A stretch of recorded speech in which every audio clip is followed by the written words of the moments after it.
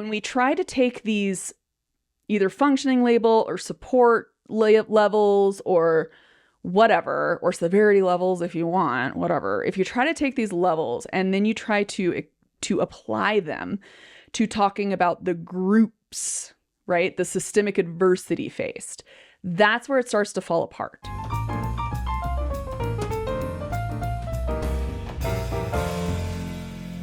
Hello and welcome to the channel. I am Kim Neely. I am neuroqueer and a licensed speech-language pathologist here in the United States, speech-language therapist if you're in some other countries, and I have a lifelong hyperfixation on human psychology and a more recent hyperfixation on trauma-informed care because it really helped me to kind of understand just humans, like in general. This time, I'm going to read the tag first and then I'm going to actually say it so that it actually makes some sense. Like preparation.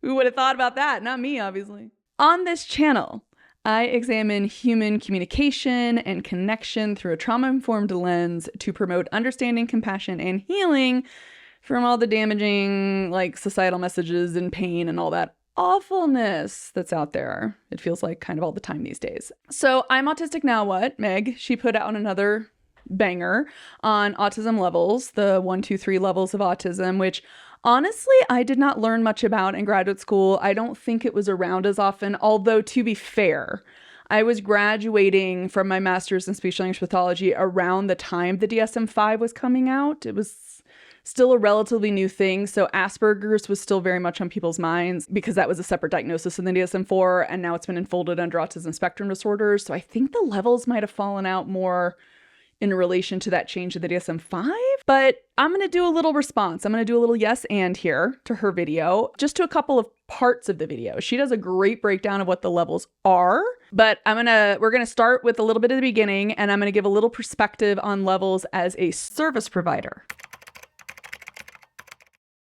People are often kind of wrong about the 3 levels of autism in numerous ways. You might have heard people refer to themselves as level 1 or level 2 or level 3 autistic. Sometimes when you're diagnosed, particularly if they use the DSM-5, you will be given 1 of 3 support levels. I wasn't given one. People often aren't given one over in the UK. My Patreon editor was actually asked to choose their own level, which sounds super stressful. Diagnose yourself. That is really crazy, actually. I've never heard of somebody be like, choose your level. To be fair, adult diagnosis does involve a lot, like late diagnosed adults. It involves a lot of questionnaires, a lot of personal interviewing, right? In addition to testing the formal diagnoses. Like on Embrace Autism, that website has a lot of the questionnaires that get used. And so maybe they just felt like that person had a really good self-awareness, and was like, I guess you could figure it out. I don't know. Kind of sounds to me like a provider who probably didn't put a whole lot of weight in the levels, so it was probably like, wherever you feel you are is where you are, which also fair. Let's have a look at how they decide who falls into each category, just in case you're asked to decide your own level at some point. Or in case, like me, you weren't given one, you can see where maybe you might fall. Of course, I can't diagnose you with anything. I'm not a medical professional. I am just somebody who says words on the internet. And says the words very well. I really appreciate your videos. I know I'm sucking up a lot now. I feel like I'm sucking up a lot, but it's a for reals compliment. I'm being honest here, okay? Autism is obviously such a broad spectrum, and I think trying to cram it into these 3 little narrow categories, it's never going to be an exact science. It can feel very imprecise and murky. There's crossover. I imagine this is just going to continue to evolve, and I tend to see it as we're just doing the best that we can with the information we have right now. Although maybe you could argue that we could also be doing better right now. And just quickly, there are 3 really important things to note about support levels that many people seem to get wrong or understand. The first one I actually learned very recently myself. You're actually supposed to be given 2 support levels. I haven't heard of that either, that you need 2 levels. To be fair, speech language pathologists, we don't formally diagnose. We don't do we call it the big D, the capital D diagnosis of autism. We are part of the team that can be part of the diagnosis though. So if I've done a really thorough speech language, social communication assessment on a kid, and the parent, the neuropsychologist or the psychologist doing the diagnosing, if it's a formal diagnosis and it's a little broader, and they're getting in everybody's, 10 cents on things, my assessment gets considered within all of the other assessments. My report goes to that person and it gets considered in the full profile of the kid. So like occupational therapy, physical therapy, me, like we'll do these assessments and it'll all be considered for the medical doctor to do the actual formal diagnosis. We'll say quite often, but the DSM-5 does actually note that these levels may vary by context and may fluctuate over time. And sometimes your support levels might even fall below level 1, but that doesn't mean that you're not autistic. So these levels are certainly not fixed, and if a child is diagnosed with a particular level, it's not necessarily going to be their destiny. The DSM-5 says of the support levels, they may be used to describe succinctly the current symptomology, in brackets, which may fall below level 1, with the recognition that severity may vary by context and fluctuate over time. That is a big one. I noticed that actually at the high school I was at. We had a few autistics in the self-contained classroom who had been there since really young. And personally, I saw it as one of the systemic issues there, just in terms of the education system and the fact that there wasn't like a moderate level to help these kids transition into more advanced classes. Because we would have these kids who, if I looked way back on their IEPs, I could see why they were in the self-contained classroom. I could see why they were considered significant support needs, because it sounded to me like as little children, like at the elementary school level, they had really high sensory needs. Their repetitive restrictive behaviors were really big. We're more like level 3-ish level of those. But then as a teenager, they basically learned how to accommodate their own, sensory needs and kind of regulate their body. And like they could remain a lot more calm for a lot longer. One of them still had really significant anxiety, which is still a separate thing though. And it manifested usually in the sense of like feeling sick, but didn't like otherwise cause any external behaviors.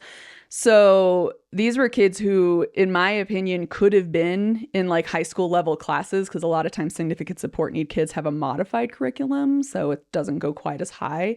It tends to stay more like around the like middle school area, which for non-US people, that's like maybe age 14 might be about where they kind of cap on their curriculum. But my issue was like, if you're on this slower curriculum, modified curriculum track, by the time you're in high school, if your let's say your restrictive repetitive behavior is reduced down to like a level 1 and you have the intellect and the capability to do like high school level work, well, now you're like 4 years behind the curriculum. And so like you'd have to jump 4 grades, and that's too much to ask. Like, that's not great, right? Like nobody would do super great jumping from like freshman level, like algebra into like senior calculus. You know what I mean? This all sounds great in theory, but in practice, support levels are often used to assign services. In Australia, level 2 and level 3 means you're automatically eligible for funding, but level 1 autistic people are not. They might still have access to it, but it's not automatic, which is kind of not how it's supposed to be. But remember, those pesky level 1s are hijacking autism and stealing all the support, squirreling away all the supports. If you don't know what I'm talking about, I'll leave my last video. That was the last one I did the response to it. It's a banger. It's a good video. I recommend it. I know that's where I got the vibes of like, sit down ones, a 3 is talking. But getting back to the levels, that is definitely also an issue, I think, in the United States as well, when it comes to how much insurance wants to pay out and how much insurance wants to pay for in terms of supports. There's usually some sort of severity ranking, whether it be levels or whether it just be like high support needs in this area or something. There's usually something on the report, medically speaking, on like the diagnostic reports that say they need all of it. We got to throw all the supports at this kid in order for insurance to pay for it. And it can still be quite the argument because we have a for-profit medical system, which is absurd. We do have some socialized medicine in the form of Medicaid and Medicare. Our current circus in Washington, D.C. is trying to undo that as well. But anyway, that's part of the problem here, is that when it's for-profit, you have a little wee conflict of interest with actually doing what's best for people, because you have to spend money to do what's best for them, and then insurance doesn't want to do it. So that definitely happens. It can definitely be a problem. It's a big systemic problem in the United States, and I could definitely see it being an issue. I would imagine, I'm not in Australia, but I would imagine that if level 1s are usually left out of services, it probably takes a lot of advocacy and maybe some like doctors have to call, you know, to say like, yes, they need this support for sure, like in order for it to be paid for. I bet they probably have to jump through some hoops to really prove it. You might have noticed that in the DSM-5, the support levels are actually called severity specifiers. A lot of autistic people don't like this language. There's this sort of implication that we're talking about how bad, how serious your autism is. Are you mild, moderate, or severe? And I do see autistic people themselves using levels in this way. Sia kind of did it when she was on Zane Lowe's podcast and she was talking about being diagnosed level 2. Level 2 autistic, which is there's 3 levels. Wow. And 1 is Asperger's, 2 is pretty autistic, and 3 is like nonverbal. And I think I don't really like how she generalized that either. Like 2 is like pretty autistic. It's like she clearly thought of it as like, and I know she was recently diagnosed, but this is the thing. When you're recently diagnosed as an adult, you still have a lot of internalized like ableism and stuff that you really do need to work through. and really, like, the diagnosis itself does not mean you know a ton about autism and the autistic community and like the movement toward autistic acceptance and, you know, that kind of thing. And I think this sort of thinking can lead to ignoring the strengths of higher support needs autistic people and minimizing the struggles of lower support needs autistic people, and just erasure of level 2, I suppose. Unfortunately, they always seem to be forgotten. It's like they're the middle child of the family, right? It's like, oh, you're still here? Oh, well, Just a reminder, we're rating how much support an autistic person needs right now at this current stage of their life, not how much autism is in them. Okay, so I'm going to jump ahead, but yes, that is the important thing there is I know the severity levels. I know autistics don't necessarily like it because it does feel it's like functioning levels. I don't know if you guys know that, but the low functioning, high functioning, very dehumanizing, very minimizing of a whole complex person. And it definitely leads to that. And this is my issue also, honestly, with support levels, quite frankly, because personally, I've noticed it with like, especially people outside of the medical model, people not trained to do like clinical work. They might see like a student with significant support needs, you know, or high support needs, and they automatically, it's like they transfer to their brain. They just assume what that student's going to look like. They assume it's going to be a non-speaker. 9 times out of 10 in my world, they tend to be non-speakers, whether they have an AAC system or not, whether they can use a robust AAC very effectively and fluently to express, you know, access expressive language in a really great way. Doesn't really matter. They'll still see it as like non-speaker equals cognitively impaired to people, which is not the case. Ooh, non-speaking doesn't mean non-thinking. Just because someone's not speaking, it does not mean they have an intellectual disability. And quite frankly, sometimes they can test as such, but it's like most of the tests for cognition are going to have a pretty big bias against someone who cannot access robust expressive language. It's automatically gonna have a knock against you. And that's not saying anything about your brain. It's just saying you couldn't answer the questions on the test because, you know, if you give me an IQ, if you test my IQ, you test my cognition in like a foreign language that I don't know, or maybe a language that I only know a little bit of, I'm not going to score well, you know, or a language that like maybe I understand it, but I can't speak it. I'm still not going to score well, right? It's like, think about it that way. Yeah, non-speakers, they have marks against them with that. Like a lot of those tests require some sort of robust expressive language in order to be able to answer questions and get scores for those questions. And non-speakers, especially as children, don't often have access to that. Not very often. And we're talking independent access to robust AAC. Independent access being a big key factor here. Not needing another person's physical support.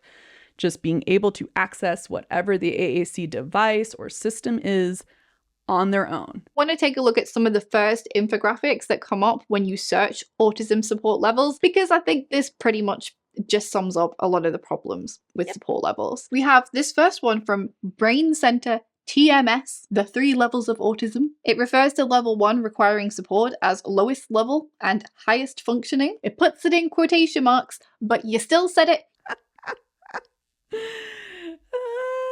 They used both in the same sentence. Oh, ouch. Jeez Louise. There's no mention of difficulties switching activities until level 3. And the only traits listed for level 1 are difficulty initiating social interactions and organization problems. You could be forgiven for coming away from this believing that ASD level 1 do not have special interests.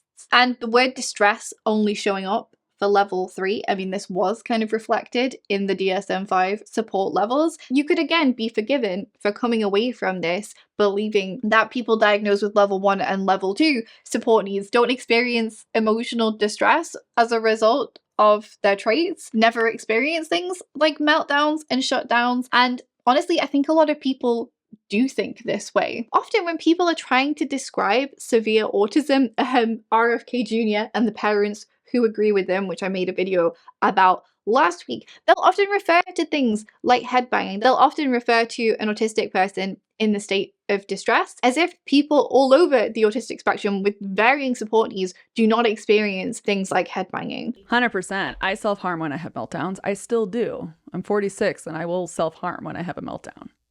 I have a whole video on that actually. So like people see me and they think definitely level 1. I have 2 master's degrees, so 2 advanced degrees. One's in music performance, but you know, okay. I have a master's of music and a master's of science. And I did 2 years of a PhD program as well, focusing primarily in neuroscience when it came to the amount of training I got. And then I had to step away from my own mental health.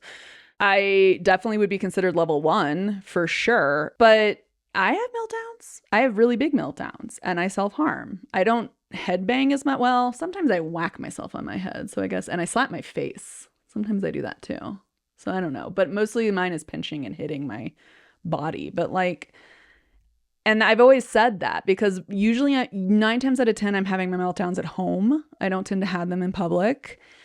Even as a kid, I didn't have them that often in public, but that might have been more a result of my home life and the consequences of doing things in public sometimes. I always say, like, if the only thing anyone ever saw of me was my meltdown state, I don't think they would assume level 1. Support for autistic people needs to be individualized. This is why we don't do support levels over in the UK. I think shorthands like the levels can just be a recipe for disaster, for misunderstandings, for stereotyping, for putting one end of the spectrum in quotation mark in green and the other end in red. Wait, why did they made an error on that? Look at it. Hold on. Level 1, level 2. Level 2!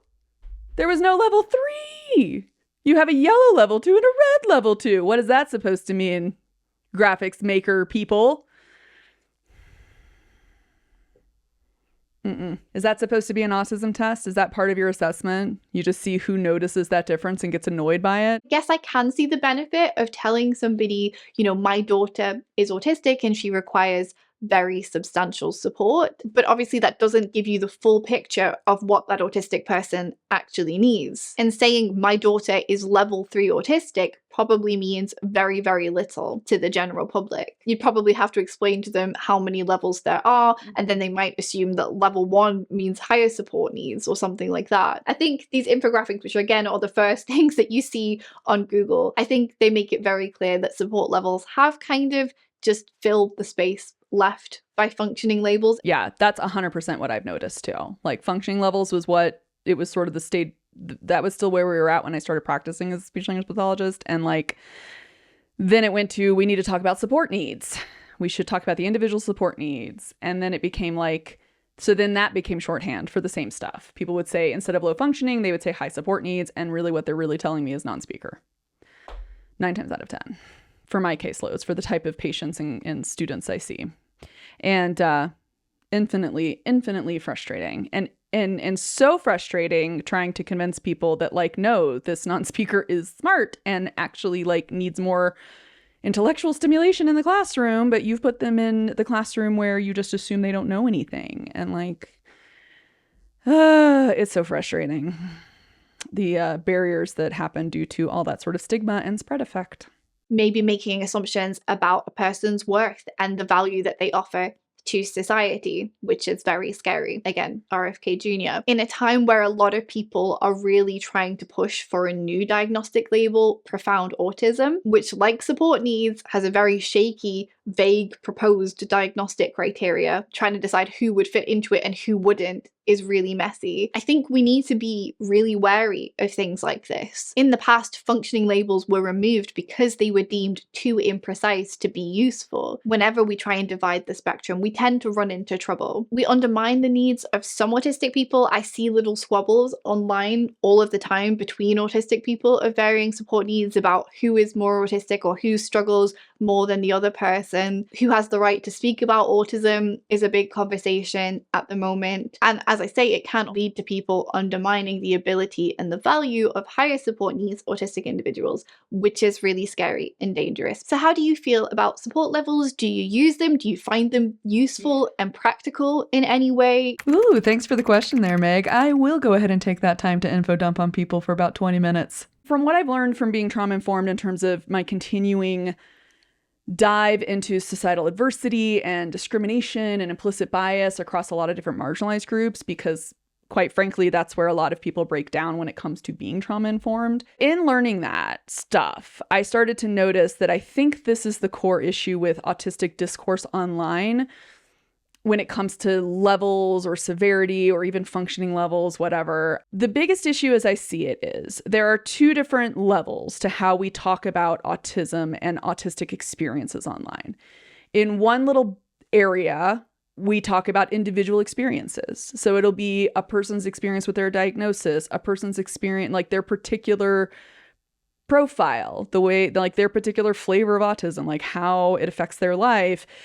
So I think it's a good thing when autistics go on things like the Autism subreddit or maybe, Tumblr or any other like Discord servers or something, and they discuss, themselves, the level of support they need in certain areas, what they struggle with the most, what their hyperfixations are, what they love doing, et cetera, et cetera. They're discussing similarities and differences amongst each other. They're getting feedback from other people. They're getting validation, and they're building a community with each other. And I think that's really, really, really, really, really important. But then you have this other level, which is the systemic adversity phase, the societal adversity that autistics and other other disabled people, other people with a lot of things, other neurodivergents also experience, right?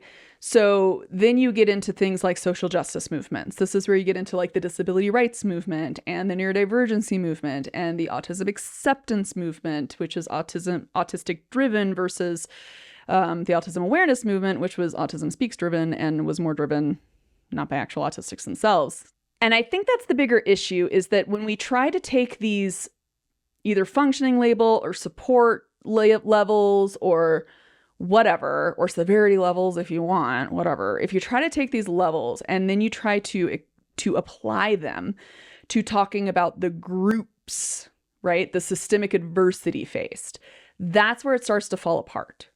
Because you could have a level 2 autistic who still has fairly non-apparent autistic traits, right? They might need a lot more support, but on first glance, you might not clock them as being different, right?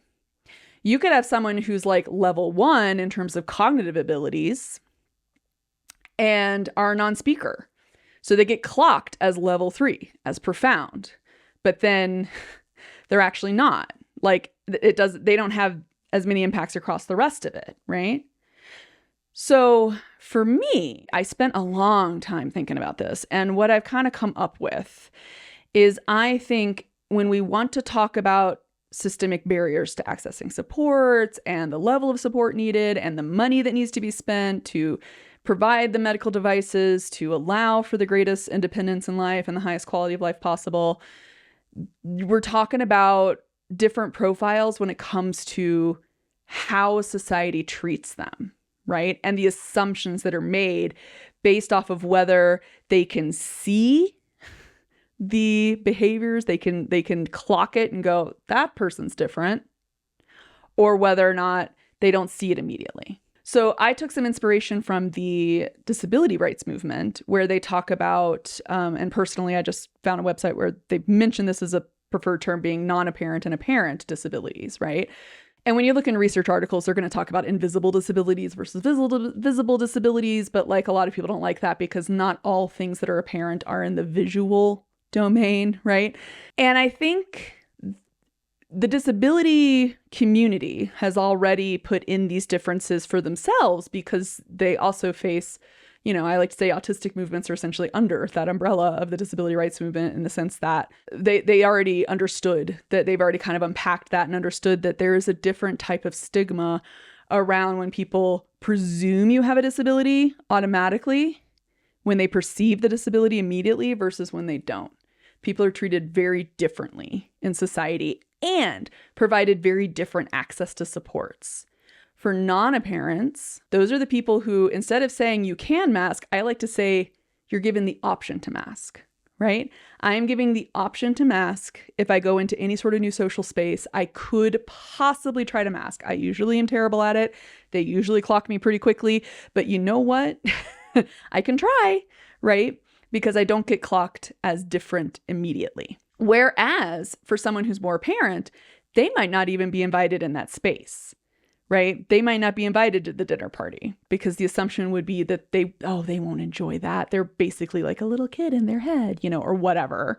They get that kind of stigma, right? So a lot of time for non-apparent autistics, we get denied our disabilities and we get denied access to supports or accommodations. We get denied accommodations, even if they're reasonable accommodations. We usually get denied it because our employers or the teachers at the school or whoever just assumes that well, you just have to learn how to deal with it. You just have to learn like everybody else how to do that thing that is so easy, And we get a lot of internalized shame around being called lazy, being called this, being called that, or being assumed to be just incapable rather than being assumed to actually have brain differences that lead to disabilities because society is not built for our brains. Whereas more apparent people are not even given the choice to mask, right? If they clock, if it's an autistic who maybe they're technically a level 1 autistic, but they also use a wheelchair, and maybe that has nothing to do with the autism. Maybe it was a separate event, even injury or something, but now they use wheelchair, and it's they're going to be clocked as having that apparent disability,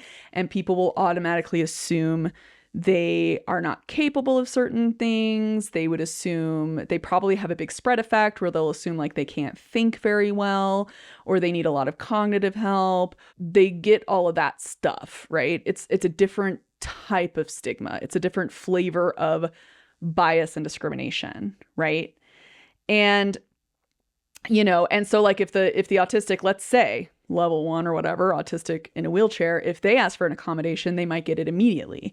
But they also might get a lot of things that they didn't ask for and that they don't actually need because people just think, oh, they must need everything. They must need so much help, And also, same on the flip side, they might not even get access to things like higher classes for higher learning in school, or they might not get hired to do these high-level mental tasks at a job, even if they're capable of doing it because they see them in a wheelchair and they think, well, they're autistic and they're in a wheelchair. There's no way. They can't cognitively keep up with this. They don't have the mental ability to do this job. And it's that's not true either.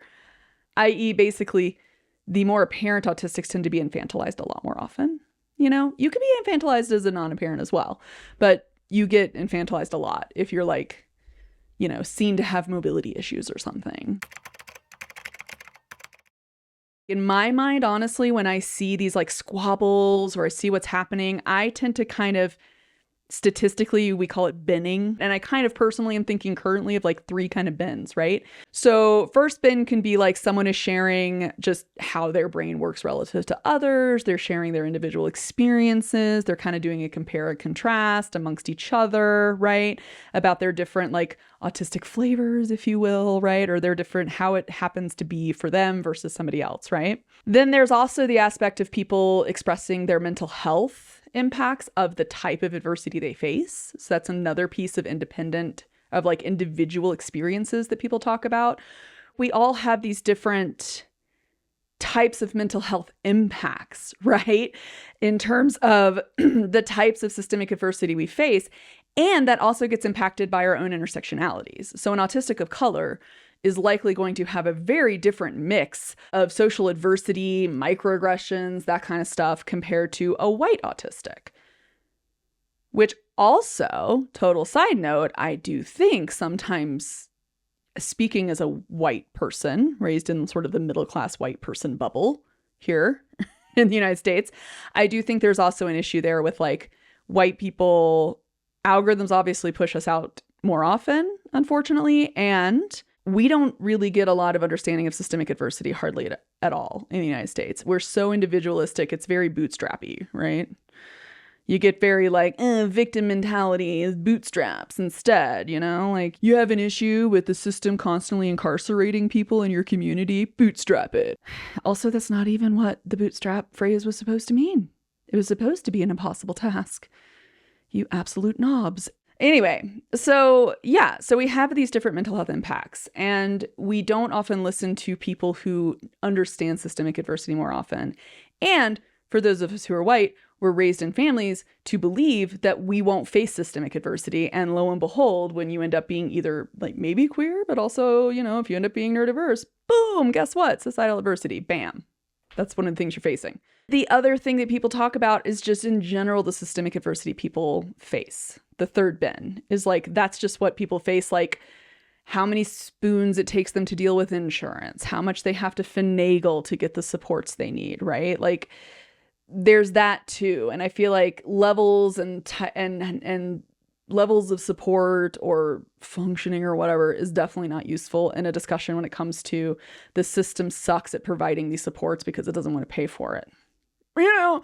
So, and if we're talking about like mobility aids for people who have apparent disabilities, for autistics with more apparent disabilities, if we're talking about like they don't want to pay for that, or they don't want to pay for the robust AAC device for the non-speaker autistic, it's like we're talking about a systemic issue there.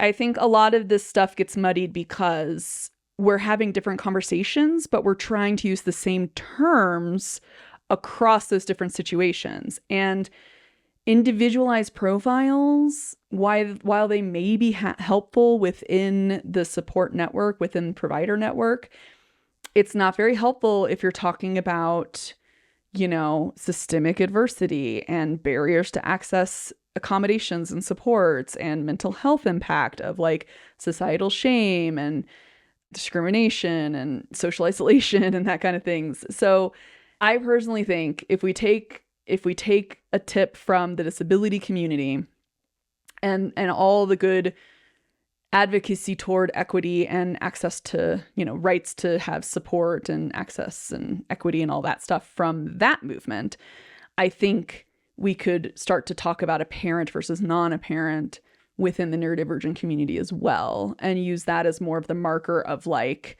I do have more apparent traits, therefore I get treated this particular way. And that's frustrating, right? And then a non-apparent can come in and go, wow, that sounds so freaking hard. I don't experience that, which is true.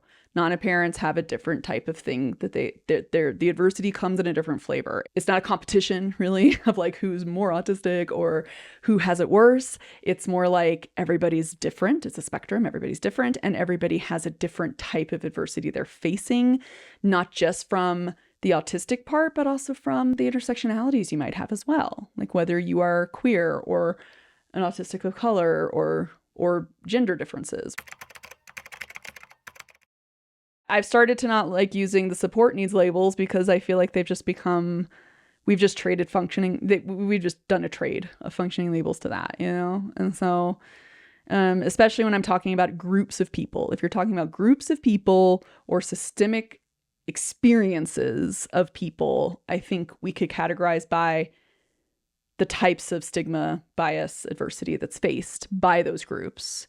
And then if we're wanting to talk about our own individual experiences, like, hey, anybody else have this issue with same-day foods? Or anybody else have an issue with swaying? Anybody else have this particular stimming? You know, that's fine. If we want to talk about more individual profiles within the community or, you know, amongst our closest friends and family for people to gain more understanding of us as individuals, I think that's totally fine. And if we want to use some shorthand for that, that's fine too. For like, I don't really need a whole lot of supports educationally, but I do need a lot of support with these other things. But anyway, that's my few kabajillion cents, approximately a kabajillion.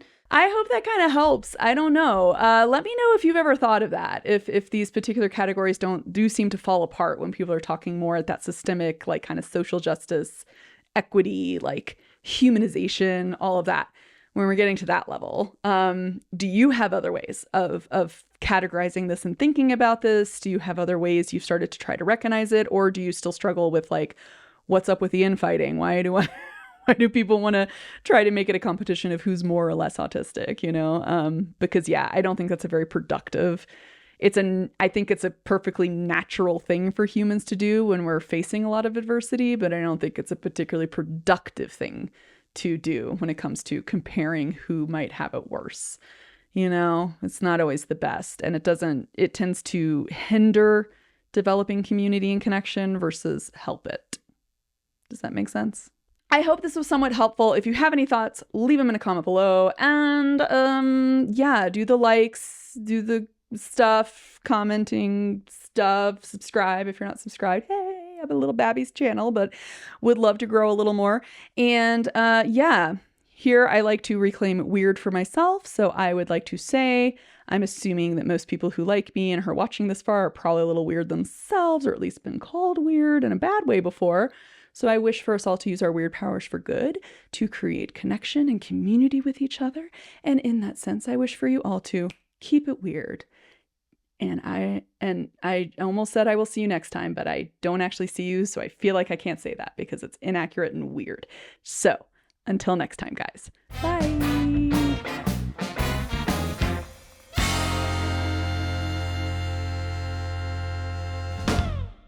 Okay, total side note. Can we start to think of perimenopause as being an acquired neurodivergency? Because I swear to God, I think we need to, because oh my God, the brain fog is so real. I definitely have higher support needs now.